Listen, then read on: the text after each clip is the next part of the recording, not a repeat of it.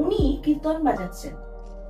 এবার আমি কীর্তনটা শুনছি, কীর্তনের শেষের দিকে একটা পুকার হয় না, সখী রে বা হরি বল বলে যেটা হয়, ওই সরদে মানে প্রচন্ড স্পিডে উনি একটা নোটের মধ্যে স্ট্রোক করে উনি ওখানে দাঁড়িয়ে আছেন, সখী রে ওই সুরটাতে। আমি ঝরঝর করে কাঁদছি বিছানায় শুয়ে। যতক্ষণ না আমার পারফেক্ট হবে ততক্ষণ আমি কোথাও গিয়ে গায়ে কোনো পারফর্ম করবো না। বা এটা একটা মানসিকতা। আর একটা মানসিকতা হচ্ছে ঠিক আছে হোক না, গাই না, ভুল হবে, বড় লোক একটু হাসবে, কিন্তু আমি গাই, গিয়ে গিয়ে ভুলটা করি, সবার সামনে ফেল করি, যা হবে দেখা যাবে, ভুল থেকে শিখে নেবো, পরের বার ভালো করে নেবো। কোনটা ঠিক? মানে সবসময় যদি সবকিছু অনুকূল থাকে তাহলে শিক্ষাটা পূর্ণ হয় না। জীবনে যে মানুষ যেভাবে বড় হতে চায় তার সেই ব্যাপারেই ছোটবেলাটা রোল প্লে করে। আশা কিভাবে দেয়? কথায় কথায় সুরের এই আলাপন, কথায় কথায় সুরের এই আলাপন।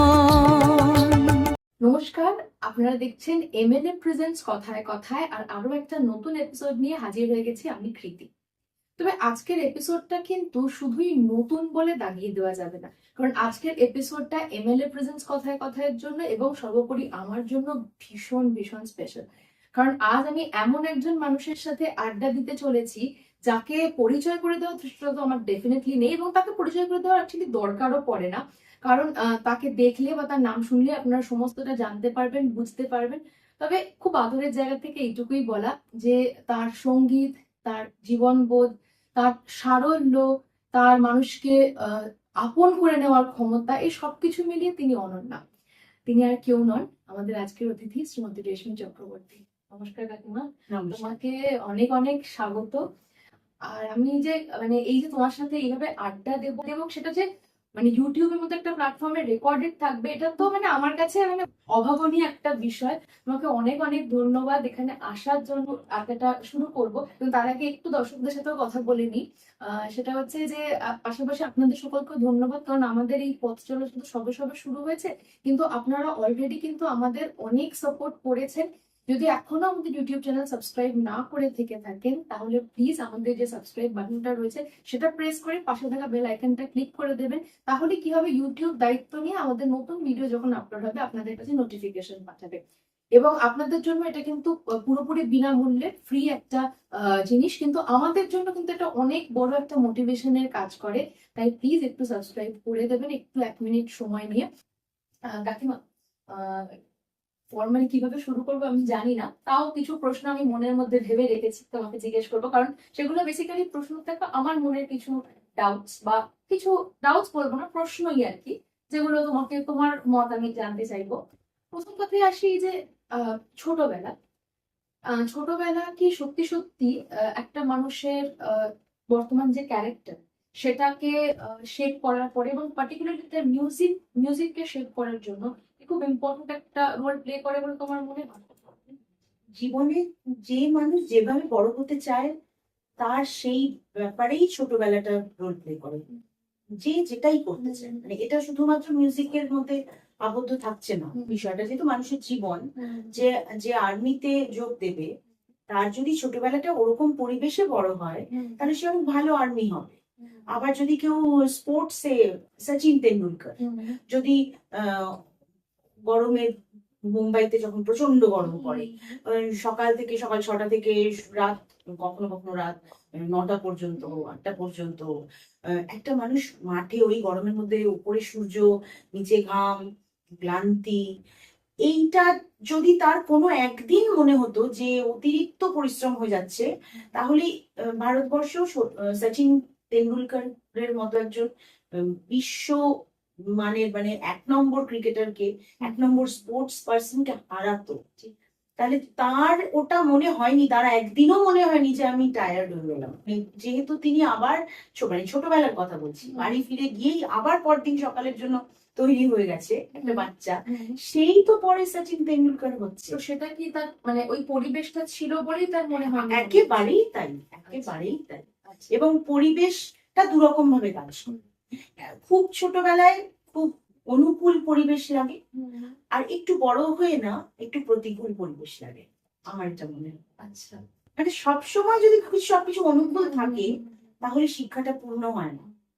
ছোটবেলায় অনুকূল থাকবে, তখন আমরা শুধুমাত্র ওই সাবজেক্টটা কি ভাবতে শিখি, জানি, মানে তখন তো আর পৃথিবীর কিছু অত ভালো করে জানিই না। তখন ওই যতটা বেশি গান মানে যিনি বড় হয়ে গান করবেন, তিনি ছোটবেলায় শুধুমাত্র গানের মধ্যে থাকতে পারেই ভালো, আর কিছু জানবার দরকারই বা কি? কিন্তু আবার আরো অনেক কিছু জানলে তখন গানকে মানে তুমি যেমন একটা পাহাড়ের মধ্যে পাহাড় উঠছো, তখন তুমি পাহাড়টাকে যেভাবে দেখবে, আর দূর থেকে যখন পাহাড়টাকে দেখছো তখন যেভাবে দেখবে, দুভাবেই দেখতে পারা উচিত। ঠিক। তবে একটা সাবজেক্টকে তুমি ভালোভাবে জানবে। তো গান বাজনা থেকে দূরে গিয়েও গান বাজনাকে খুব ভালো চেনা যায়। এটা আমি আমার নিজের জীবন থেকে বলছি। আমিও আমার নিজের জীবন থেকে এটা ঠিক, খুব ভালো মতো ঠিক, বুঝেছি। মানে তোকে তো আমরা ছোটবেলায় দেখেছিলাম, তুই তো টিভির পর্দাতেই তোকে আমি প্রথম দেখেছি, যখন ছোটবেলায় গান করছিস, চ্যানেলে গাইছিস, তখন তোকে আমি প্রথম চিনেছি। তারপরে তোকে পরে আস্তে ধীরে আলাপ হলো, এত সুন্দর সম্পর্ক হলো, সেটা পরে। গান বাজনা আমাদের আলাপের মূল মাধ্যম ছিল।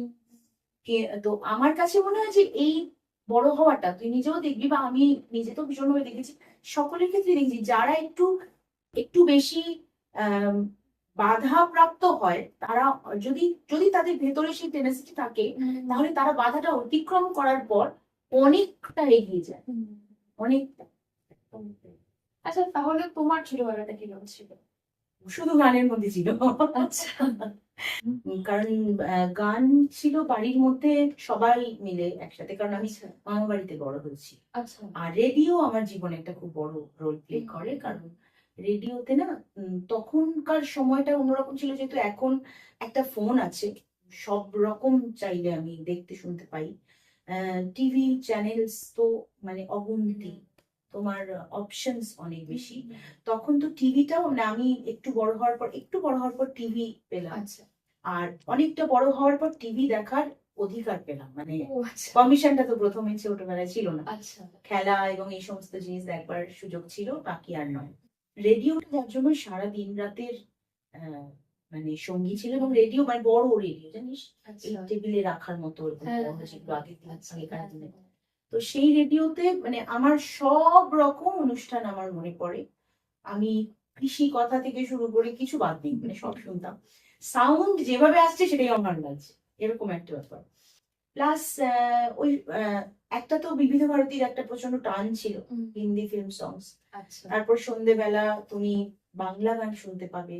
আচ্ছা। তারপর একটা শনিবারের দুপুরের অনুষ্ঠান ছিল, রবিবার একটা নতুন গান শুনতে পেতাম প্রতি রবিবার। তো একটা হতো অনেক রাতে, রাত 10টা কিংবা 10:30 থেকে, সেটা হতো মানে যেটা সুগম সঙ্গীতের কথা বলতে চাইছিলাম তোকে। ওইটা হচ্ছে একটা মানে অদ্ভুত ফিলিং। আমাদের বাড়িতে তখন অনেক পুরোনো সময়, তাই আমাদের ছোটবেলাটা মানে তুই অনেক পুরোনো, 80s এর, আর্লি 80s বা তার ওই যে সময়টা বলছি, যে মানুষ তাড়াতাড়ি শুয়ে পড়া, ভোরবেলা ওঠা, এই ধরনের লাইফস্টাইল। তো তো খাওয়া হয়ে যেত আমাদের, খাওয়ার পরে এক এক করে লাইট নিভে যেত। আচ্ছা। এবার আমি বিছানায় শুয়ে শুয়ে দাদুর ঘরে জাস্ট খবর শেষ হলো, তারপর একটা করে মিউজিক্যাল মানে কিছু একটা প্রোগ্রাম হবে। আচ্ছা। সেটা হতো সমস্ত ইন্ডিয়ান মানে হিন্দুস্তানি ক্লাসিক্যাল মায়েস্ট্রো যারা, আচ্ছা। তাদের পারফরমেন্সেস। মানে আমি ওইখানে উস্তাদ বিলায়েত খান সাহেব শুনেছি, আমি ওখানে পন্ডিত রবিশঙ্করজি শুনেছি, আমি ওখানে পন্ডিত ভীমসেন যোশী শুনেছি, যা তুই শুনতে চাস, মানে উস্তাদ ফয়াজ খান সাহেব থেকে শুরু করে মানে সব। তখন কি বুঝতে পারতে না শুনতে ভালো লাগবে? না, আস্তে আস্তে যত বড় হয়েছি তত না। অবশ্যই আমি একটা কথা তোমাকে একটু খুব, জানি না আমি এটা শুনতে সবার কেমন লাগবে, বুঝতে হয় না, ভালো লাগলে শুনলেই হয় হ্যাঁ না? হ্যাঁ। ঠিক। হিন্দুস্তানি ক্লাসিক্যাল মিউজিকও বুঝতে হয় না, তুমি করিমা লাগিয়েছো না কোমল নিয়ে লাগিয়েছো, কি আসে যায়।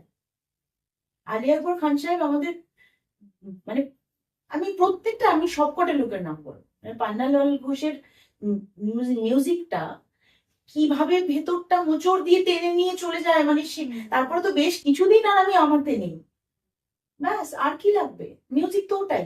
সেখানে করিমা লেগেছে কিনা আমার নাই জানলাম, কি অসুবিধা, জানতে হবে কেন। ওই ছোটবেলাটা আমার কাছে এরকম। আমি তোমাকে বলছি, তুই ধারণাও করতে পারবি না, মানে এই ফিলিংস গুলো আমি মানে উস্তাদ আলাউদ্দিন, বাবা আলাউদ্দিন খান সাহেবের সরোদ। এবার তুই সরোদের কথা ভাব, সরোদ একটা এমন ইনস্ট্রুমেন্ট যার স্ট্রোকের পর বেশিক্ষণ টেনে রাখা যায় না, ছোট্ট একটা স্প্যান, তার মধ্যে শেষ হয়ে যায়। উনি কীর্তন বাজাচ্ছেন।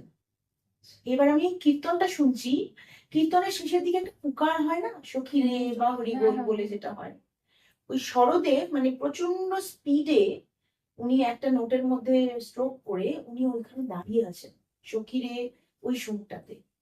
আমি ঝরঝর করে কাঁদছি বিছানায় শুয়ে, মানে এইটা আমার ছোটবেলা। আর তোমার সাথে আড্ডা দেব আর একজনের কনটেক্সট আসবে না, সেটা তো হতেই পারে না, তিনি হচ্ছেন আশাজি।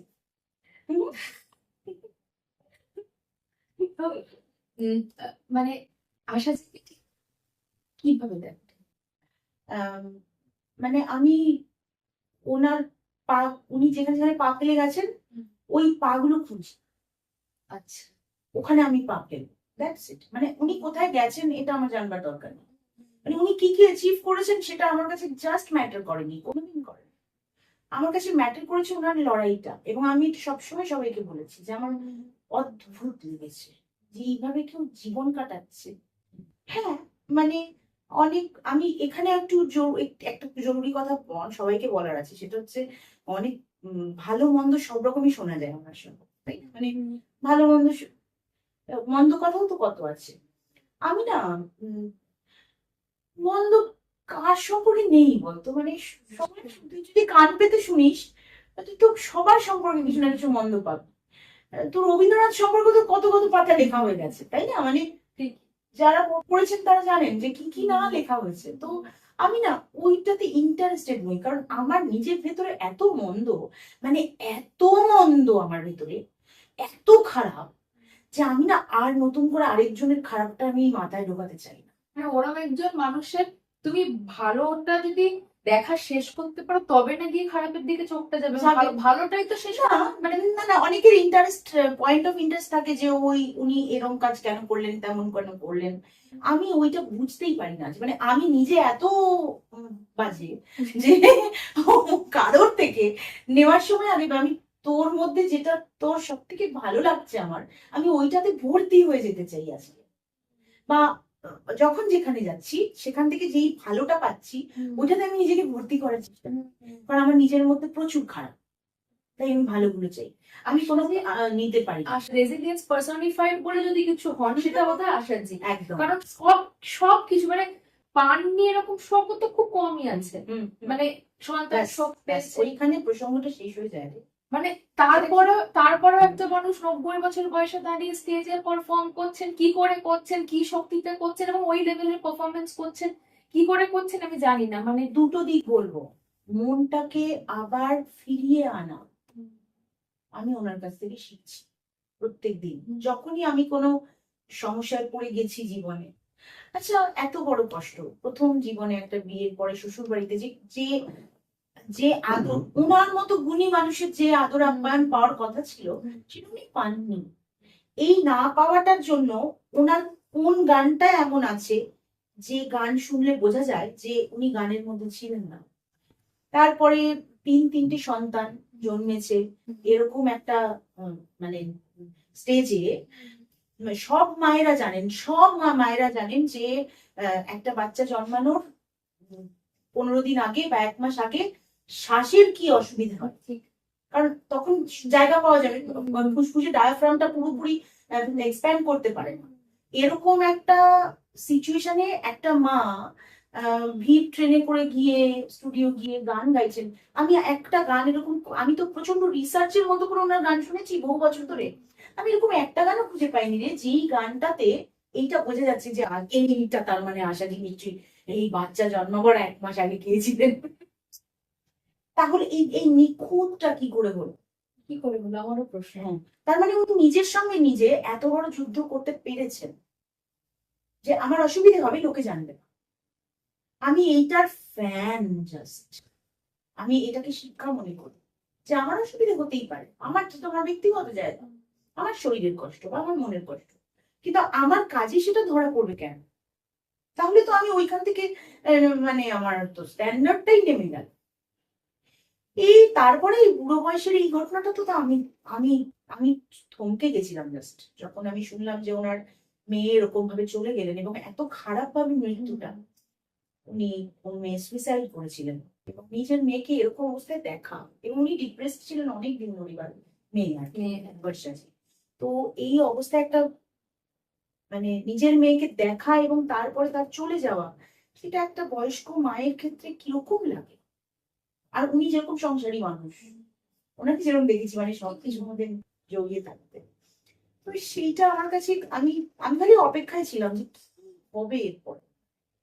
তো হলো, যাই হোক, তারপরে তুমি এইভাবেও যে ব্যাক করা যায় এই বয়সে, এটা আমি একরকম দিক বললাম। আর আরেকটা দিকের কথা সেটা আমি ভীষণ, আমি আর নিজেকেও অনেক সময় কন্ট্রোল করতে পারি না, যেটা আমার আমি শিখি, কিন্তু আমি পুরোটা ওনার মতো করতে পারি না। সেটা হচ্ছে এই আওয়াজটার যত্ন নেওয়া। একটা মানুষ মানে স্বার্থপর হয়ে সময় মতো খেয়ে নিচ্ছে নয়, স্বার্থপর হয়ে নয়, ওই আওয়াজের জন্য খাচ্ছে, ওই আওয়াজের জন্য সে সুবিধে করে হলেও ঘুমোচ্ছে,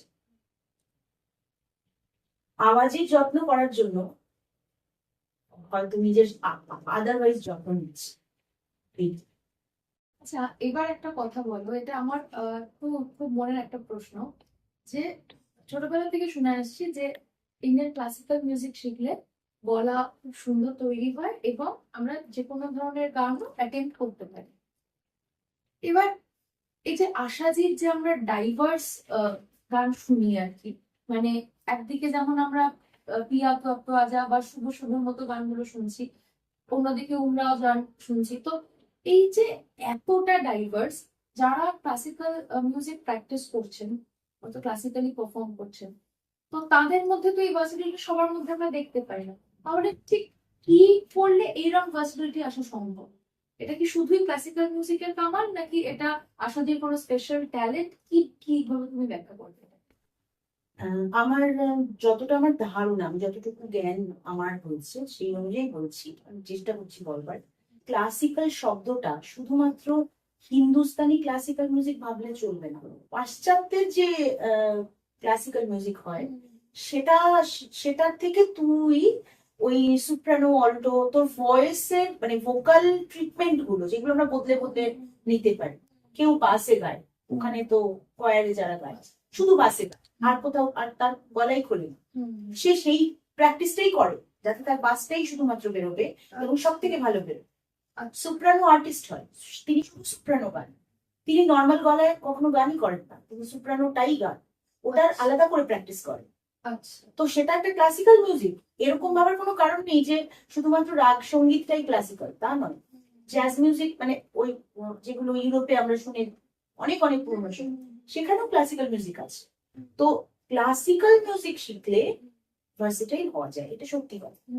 ইন্ডিয়ান ক্লাসিক্যাল মিউজিকে তোমার গলার সুরের যে পর্দাগুলো, সেগুলোকে নিয়ে বিভিন্ন রকম ট্রিটমেন্ট করতে শেখানো হয়, এবং সেটা এতটাই ভাস্ট যে যে কোনো রকম গানের এক্সপ্রেশন ওটা দিয়ে বের করে দেওয়া যায়, তাই না? তো এই কারণে ইন্ডিয়ান ক্লাসিক্যাল মিউজিকটা খুব বড়ভাবে তোমাকে হেল্প করে তুমি যে কোনো ধরনের গান গাইবে তার জন্য। কারণ গলার আওয়াজ মানে খোলা একটা গলা, সুন্দর একটা আওয়াজ তৈরি করার জন্য ইন্ডিয়ান ক্লাসিক্যাল মিউজিকের কোনো জুড়ি নেই, মানে এর থেকে ভালো আর কোনো রাস্তা নেই।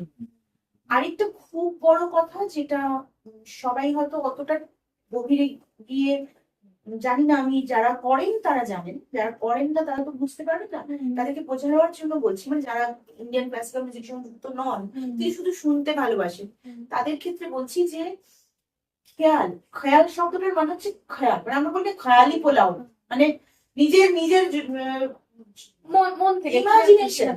হ্যাঁ, গান বাজনার ইমাজিনেশন তৈরি হয়, সেইটা তুমি কিভাবে প্রকাশ করবে?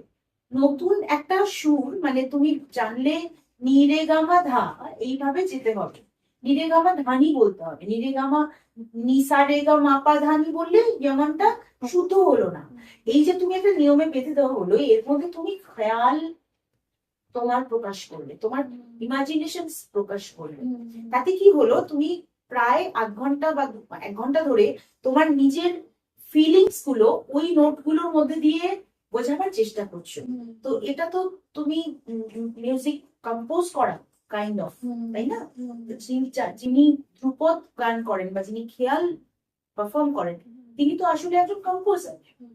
কারণ তিনি তার বিভিন্ন একটা বান্দিশের কথাকে এস্টাবলিশ করছেন বা কোনো একটা মুডকে এস্টাবলিশ করছেন বিভিন্ন সুরের চলনের উপর দিয়ে।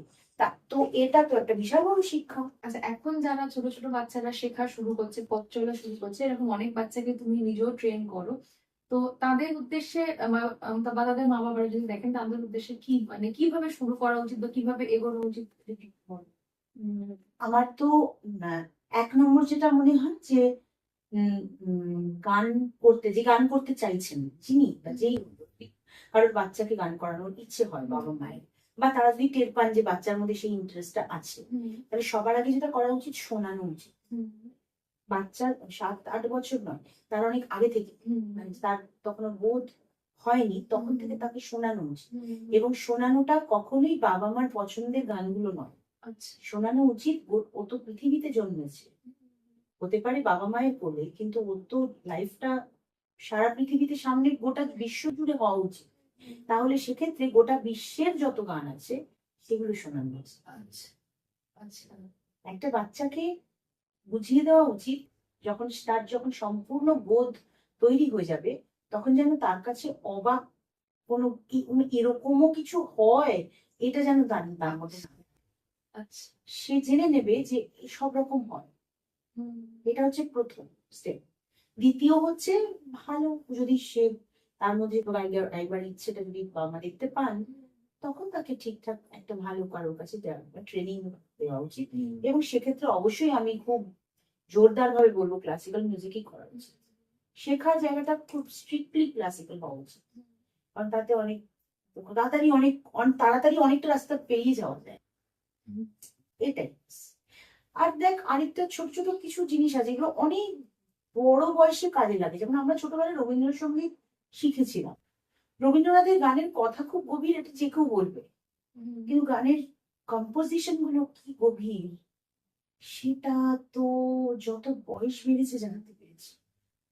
মানে ওটা অন্যই ফিলিং। বা ধর কীর্তন, বাংলার কীর্তন যেটা প্রায় হারিয়ে গেছে, খুব রেয়ার কয়েকজন আছেন করেন যারা। সুমন ভট্টাচার্য একজন খুবই আমার পছন্দের। আমি মানে আগে গীতশ্রী ছবি বন্দ্যোপাধ্যায় গান শুনে আমার বড় হয়েছে। তো এরকম ভাবে শোনাটা অন্যরকম, সেটা ফিলিংসটা তখন আমরা বুঝতে পারি না, অনেক পরে জানতে পারি যে আমি কি শুনেছিলাম ওই গান। শোনাটা সব রকম আর শেখাটা পুরোপুরি ক্লাসিক্যাল মিউজিক হওয়া উচিত। একটা জিজ্ঞাসা ছিল, সেটা যদি ধরো আমি গান বাজনা করছি, গান বাজনা কোথাও পারফর্ম করার সময় ফেলিয়ারকে ভয় পাওয়া বা আমার একটা ভুল হবে সেটাকে ভয় পাওয়া, এটা কতটা খারাপ হোক বা ভালো হোক কিভাবে কাজ করে বলে তোমার মনে হয়? মানে তুই কি বলছিস, কনফিডেন্স কম থাকা? না, কনফিডেন্স কম থাকা মানে আমি ধরো ভাবছি যে যতক্ষণ না আমার পারফেক্ট হবে ততক্ষণ আমি কোথাও গিয়ে গাইবো না বা পারফর্ম করবো না, বা এটা একটা মানসিকতা। আর একটা মানসিকতা হচ্ছে ঠিক আছে হোক না, গাই না, ভুল হবে, বড় যে লোক একটু হাসবে, কিন্তু আমি গাই, গিয়ে গিয়ে ভুলটা করি, সবার সামনে ফেল করি, যা হবে দেখা যাবে, ভুল থেকে শিখে নেবো, পরের বার ভালো করে নেবো। কোনটা ঠিক বা কোনটা হওয়া উচিত? তুই বললি যে পারফেক্ট হওয়া অব্দি অপেক্ষা করা, হুম। পারফেক্ট কোনটা? ডেফিনেশন তো আমার মানে ওভাবে তো নেই, কিন্তু ভাবছি যে হয়তো হয় না, আরো গাইবো, আরো 20 বার গাইলে পারফেক্ট হবে। পারফেক্ট হয় না মানে তোর জায়গায় বসে তুই যেটা গাইছিস সেটা তোর পক্ষে পারফেক্ট নয়, কারণ তোর মাথায় যে গানটা আছে, মনে যে গানটা আছে, তুই গলা দিয়ে বের করতে পারিস না, আমরা কেউ পারি না। আর আবার একই সাথে যখন পণ্ডিত যশরাজ গাইছেন, তখন ওনার মানসিকতায় যেটা পারফেক্ট সেটা উনি গাইতে পারছেন না, উনি আচ্ছা, উনি ওনার নিজের ভাবনাটার কাছে পৌঁছাতে মানে এটা সবারই হয়? এটা প্রত্যেকটা মানুষেরই হয়।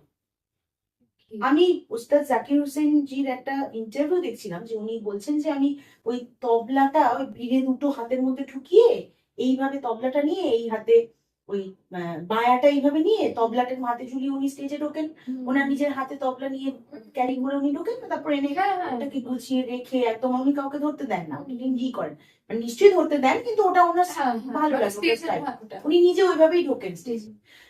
তো উনি বলেছেন যে এই কোনো একটা এই কত কয়েক বছর আগের আমি শুনছিলাম একটা ইন্টারভিউ, উনি বলছেন যে আমি এখনো ওই সময়টা যখন আমি তবলা হাতে নিয়ে স্টেজে ঢুকছি, আমার যদি কেউ মাপে তাহলে দেখবে আমার পালস রেট, হার্টবিট অনেক হাই যাচ্ছে, কারণ আমি তখনো সামনের মানুষগুলোকে চিনি না, আস্তে আস্তে চেনাশোনাটা হবে, তখন আমি আবার নর্মাল হয়ে যাই। কিন্তু শুরুতে আমার ভয় করে, যদি কেউ বলেন যে ভয় করে না, এত বছর ধরে করেছি গান বাজনা আর কোনো ভয় করে না, এটা হতেই পারে না।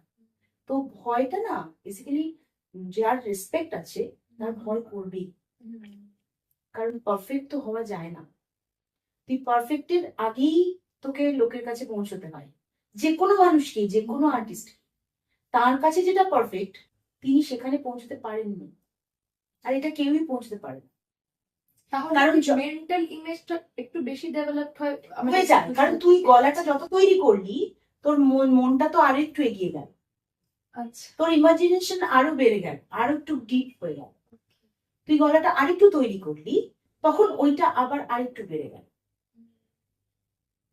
ওই শ্রীরামকৃষ্ণদেব বলেছিলেন না যে পরমাত্মা ব্রহ্ম ঠিক কোথায়, কত দূর, উনি বলেছেন তুমি যতটা ভাবতে পারো তার থেকে 1 আঙুল বেশি। এটা একদম সায়েন্টিফিক্যালি আমাদের জীবনে, মানে সবার জীবনে প্রুভড হয়ে গেছে যে আমরা যেটা ভাবতে পারি সেটা পর্যন্ত প্রকাশ করতে পারি, তার থেকে একটু কম পারি, ওটা ভেবে হায় হায় করে বাড়ি আসি, এইটা ভেবেছিলাম, এটা হলো। আবার আমার স্ট্যান্ডার্ডে যেটা পারফেক্ট সেটার থেকে আমি একটু কম থাকি। আবার যিনি অনেক প্রথিত যশা শিল্পী, তিনি সারাক্ষণ জীবনটাই সেখানে দিয়ে দিয়েছেন, তার কাছেও তিনি যতটা অনেকটা দূর ভাবতে পারেন, তিনি মানে অনেকটা দূর পর্যন্ত তিনি পারফর্ম করতে পারেন, কিন্তু তার ভাবনাটা তার থেকে একটু বেশি। আচ্ছা, আমরা আমাদের র্যাপিড ফায়ার রাউন্ডের চলে এসেছি, আর কি সময়টা হয়ে গেছে র্যাপিড ফায়ারের। আমাদের র্যাপিড ফায়ারের একটা ক্লজ আছে যে আমি তোমাকে দুটো অপশন দেবো, তুমি একটা চুজ তো ডেফিনেটলি করবে, কিন্তু তারপরে যেটা করতে হবে তোমাকে এক্সপ্লেন করতে হবে যে তুমি কেনটা চুজ করবে। আচ্ছা, ঠিক আছে? হ্যাঁ, এটা খুব কঠিন ব্যাপার হয়ে গেল। আচ্ছা ঠিক আছে, আচ্ছা, চলো আমি তোকে কথা বলবো এর মাঝখানে।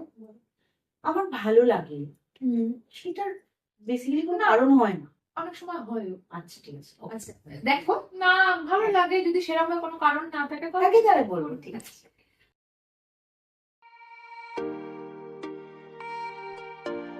শাড়ি না চুড়ি? শাড়ি,